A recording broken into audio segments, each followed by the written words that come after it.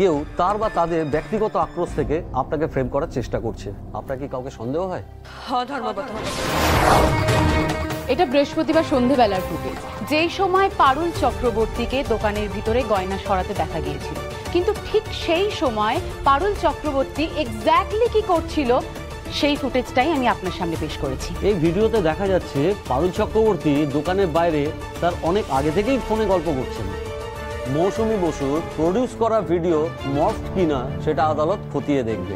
যদি সেটা মর্ফ বলে বিবেচ্য হয় তবে সেই ভিডিওর পিছনে থাকা কারিগরদের বিরুদ্ধে উপযুক্ত ব্যবস্থা নেবে কোর্ট। তবে কি এখন শেষ বয়সে জেল কাটতে হবে? এই আদালত পারুল চক্রবর্তীকে সসম্মানে এই কেস থেকে বেকসুর খালাস দিচ্ছে।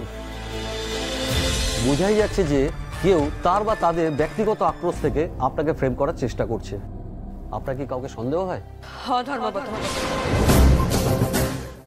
আজই ডাউনলোড করুন আর এনজয় করুন আপনার পছন্দের শো।